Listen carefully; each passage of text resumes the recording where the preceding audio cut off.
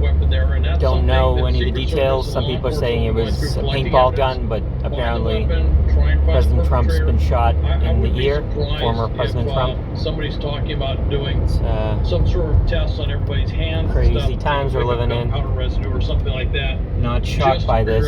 Who was Paying attention with the This is a pretty high-profile violent rhetoric on the left. And this isn't surprising at all. They're going to be pulling out all the stops to me. To try and figure out who did it. And, I am driving obviously through Raymond. The Secret Service absolutely has a mission imperative to find out who did this, because not only are they looking at this, but one of the things they're going to be looking at is this. Is there going to be more than this? You know, one of the things the Secret Service, from a threat assessment standpoint, is this a one-off, or is this part of a broader conspiracy? In other words, could they try something on the president? Could they try something on the vice president or some other high-profile member of the cabinet or some other high-profile political figure? Could it be a broader conspiracy? These are all things the Secret Service and others, I won't get into it, FBI, others, are going to be looking at very closely to try and figure out just how big is this? Is this a lone wolf individual, which is what we all kind of lean to thinking it might be, or could it be something more? And right now, I don't think they have the answers. All right, Hal, we are just hitting the top of the hour, just after 4 p.m. on the West Coast, to re-rack that entire scenario, that scary situation of this popping noises heard at a campaign rally for former President Trump over in Butler, Pennsylvania. If you are just joining us, we did carry it for you live. It happened just after 6 p.m. Eastern time, about 5 minutes into the former president speaking.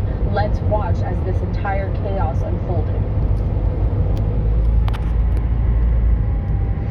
And look what happened to our country. Probably 20 million people. And you know, that's a little bit old, that chart. That chart's a couple of months old. And if you want to really see something that's said, take a look at what happened.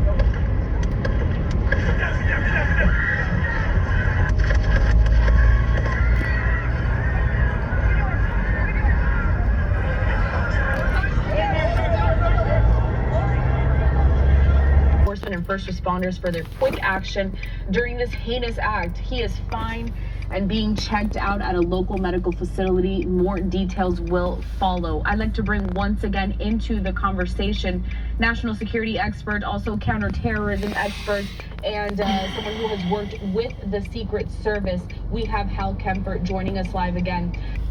So basically, it's just the news saying a whole lot of nothing. So by the time I upload this, I'm sure it'll be old news. But anyway, that's where we're at. Sure, it could be a it could be a paintball gun, I suppose. I don't know, but yeah, this shouldn't be surprising to anybody. It really shouldn't be. When you constantly call somebody Hitler and fascist for having ideas that were slightly to the right of JFK, some of the crazies come out of the woodwork. Trump might be hyperbolic and say stupid things sometimes, but certainly not calling for violence the way the left does against him, for what it's worth.